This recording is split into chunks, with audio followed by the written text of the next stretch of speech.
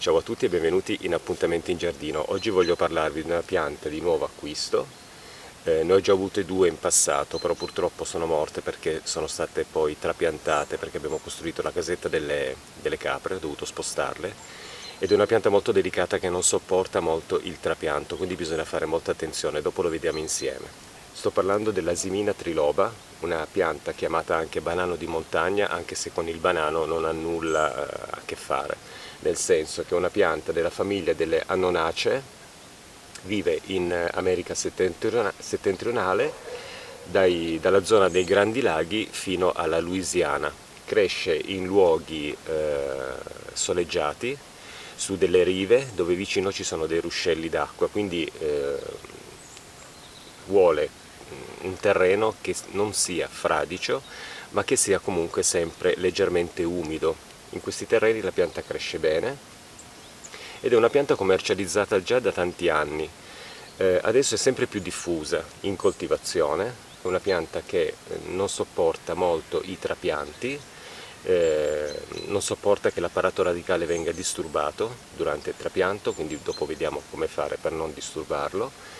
Io l'ho già tolta comunque dal suo vaso di acquisto, adesso è qui con tutto il suo pane di terra intero.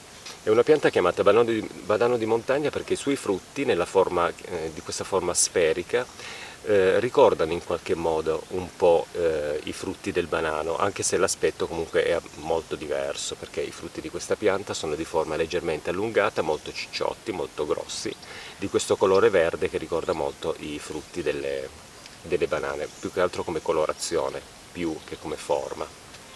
L'altezza di questa pianta può essere dai 2 metri, ci sono delle varietà che sono un pochettino più piccole, altre invece partono, diventano veramente molto grandi. Può arrivare fino a 10 metri di altezza, però potata in un certo modo la si può contenere lasciandola crescere magari ad un'altezza di 2-3 metri. È una pianta che perde le foglie quando arriva l'autunno, adesso questa è stata acquistata, siamo a fine settembre, le foglie cominciano a ingiallire, quindi perderà le foglie. In primavera, prima delle foglie, spunteranno i suoi fiori, fiori che sono molto piccoli,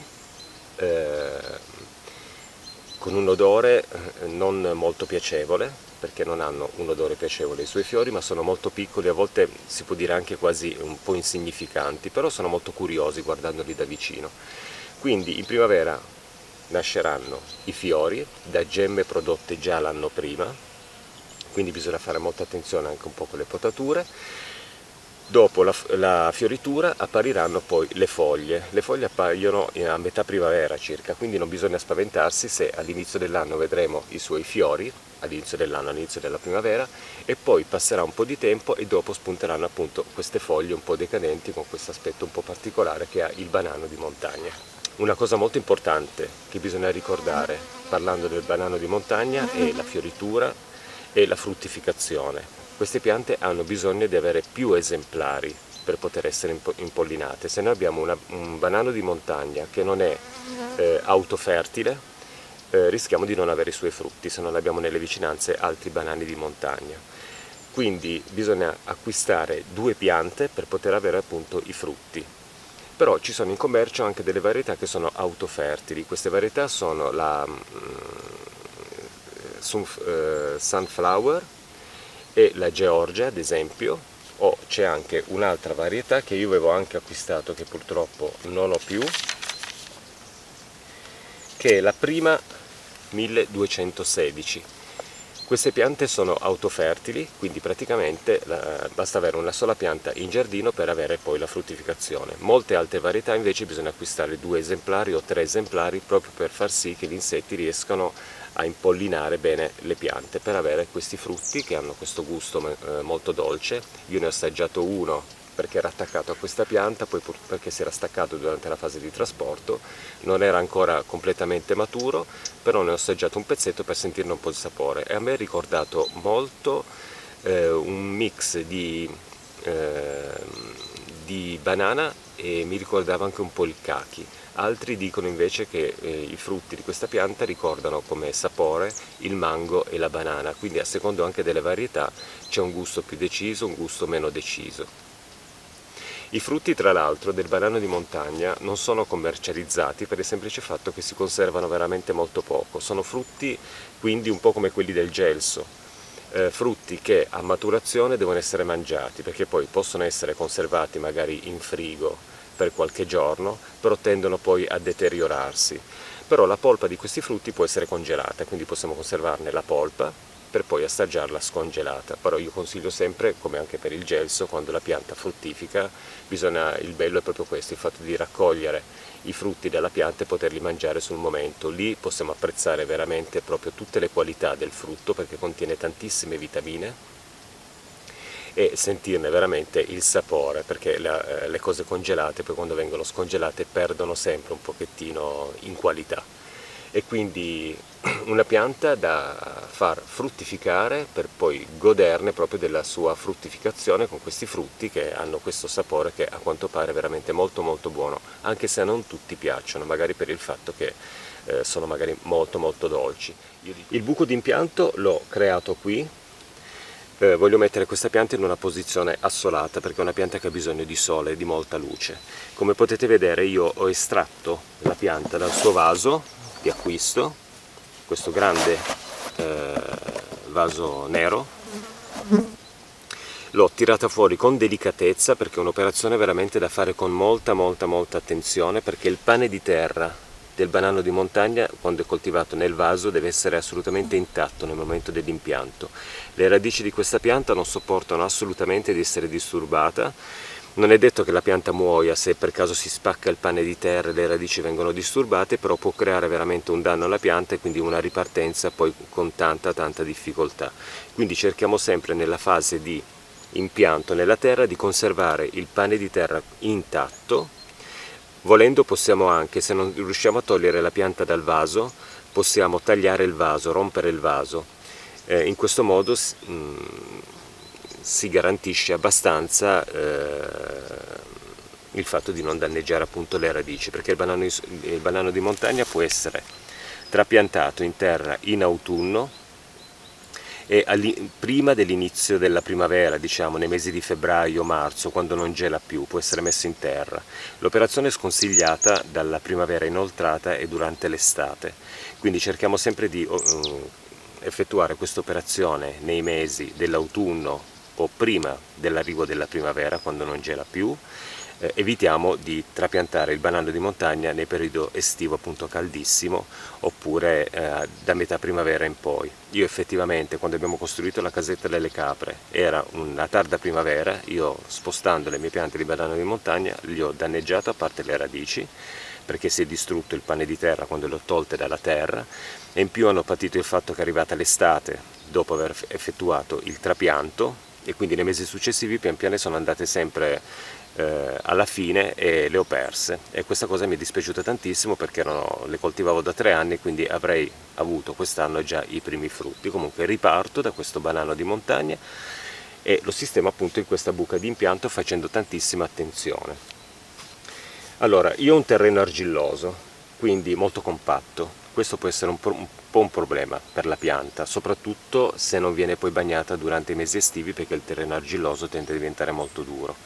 Quindi io ho sistemato dentro questo bidoncino una buona dose di perlite, ho sistemato anche della torba, perché è una pianta che vuole un terreno leggermente acido, non acidissimo, quindi ho sistemato della torba, della perlite, e in più ho usato del compost preso dalle mie compostiere, ho mescolato il tutto, miscelato il tutto, e questa miscela mi servirà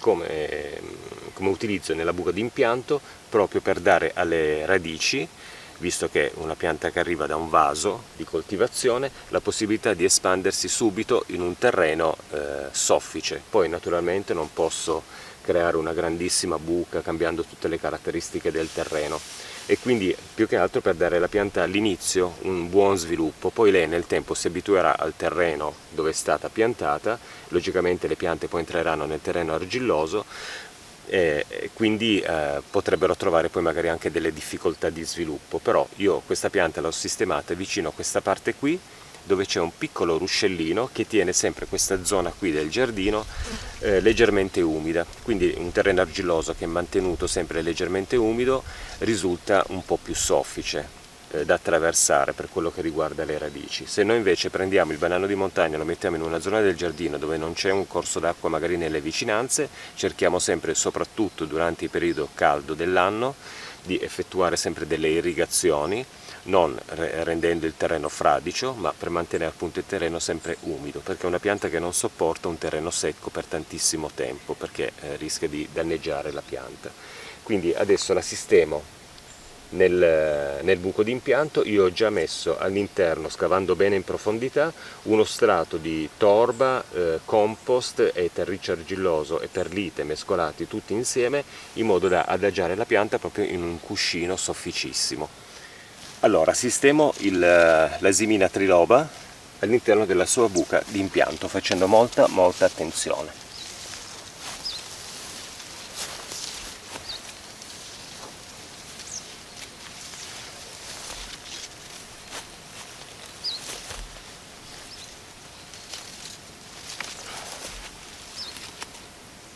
La posizione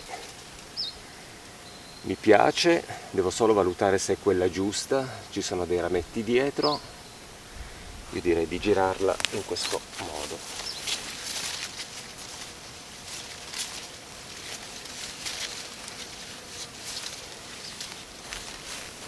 Ok, così mi piace di più, perché la parte più sviluppata di questa pianta con i suoi rametti è da questa parte, quindi rivolta bene al sole.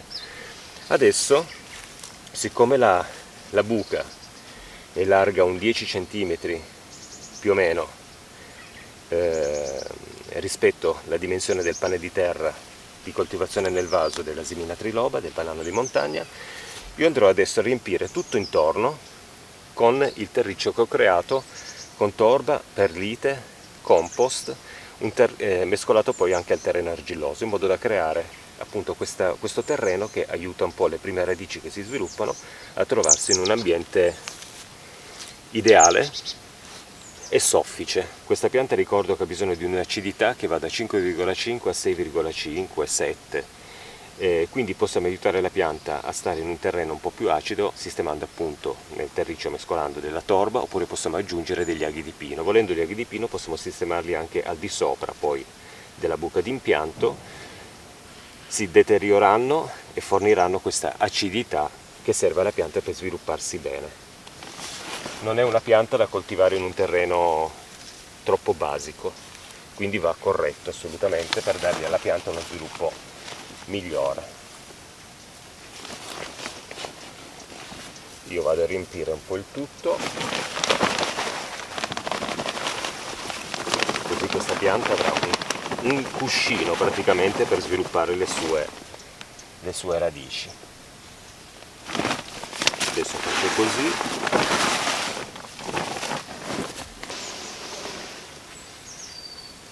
Sistemo il bene senza pressare troppo, sistemo bene dando un pochettino di pressione e poi vado a inserire il mio terreno argilloso del giardino. Poi successivamente nel corso del tempo magari continuerò ad aggiungere un po' di torba in superficie, mescolato con una zappetta pian piano nella terra, sempre per fornire un po' di acidità che serve alla pianta.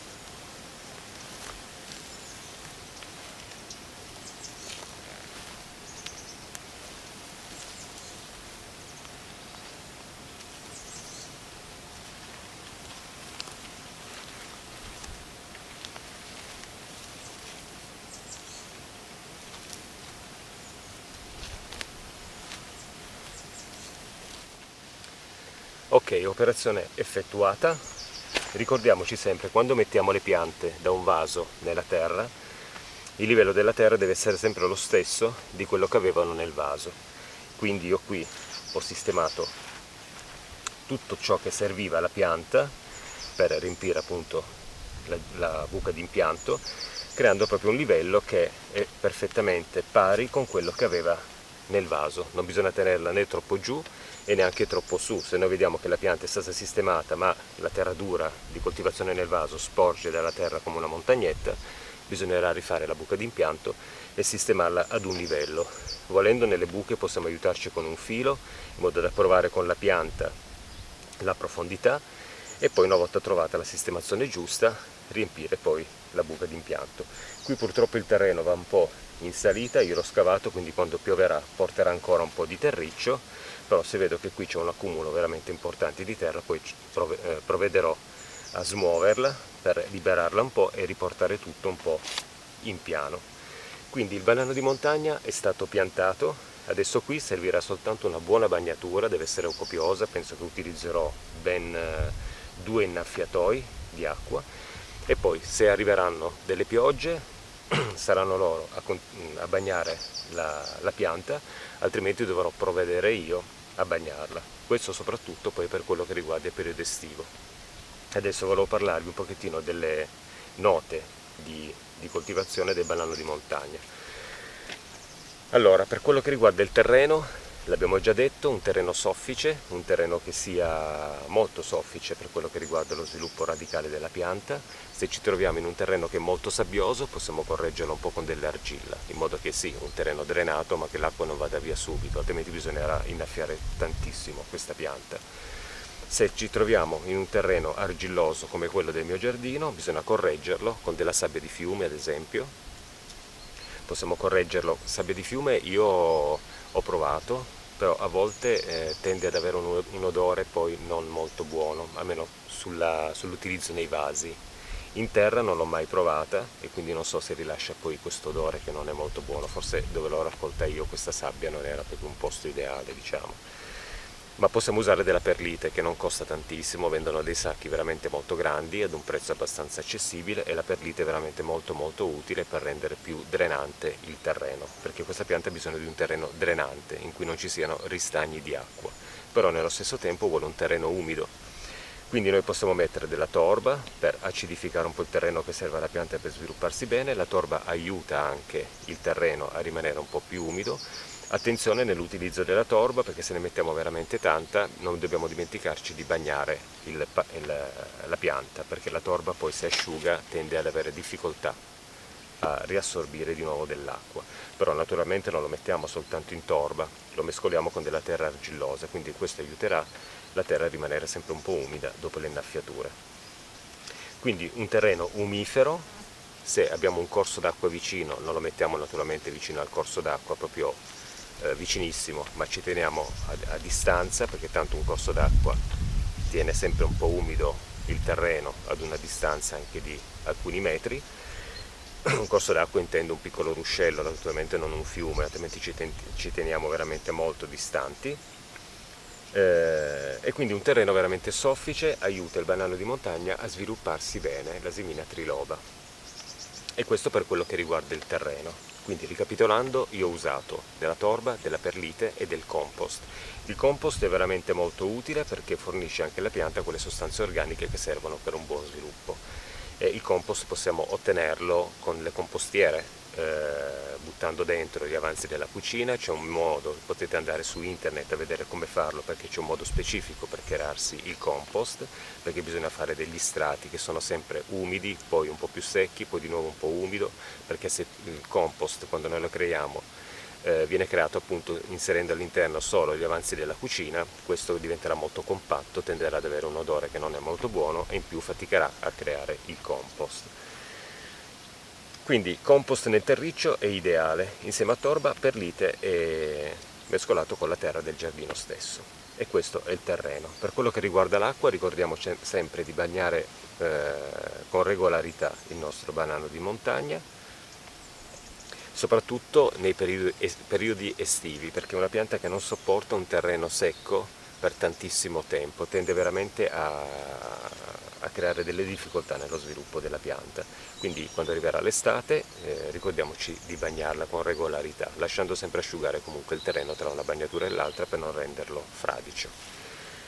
Se ci sono delle piogge ancora meglio, perché la pioggia, io dico sempre, è l'acqua ideale per poter bagnare le piante, quindi se c'è un periodo molto piovoso e poi dopo arriva magari il caldo e un po' di asciutto, lasciamo pure asciugare un po' il terreno, perché la pioggia avrà bagnato bene il terreno anche in profondità, come va bagnato effettivamente, perché l'annaffiatoio, quando noi bagniamo le piante, le bagniamo in un certo modo, la pioggia invece bagna tutto il terreno circostante, quindi è migliore come innaffiatura.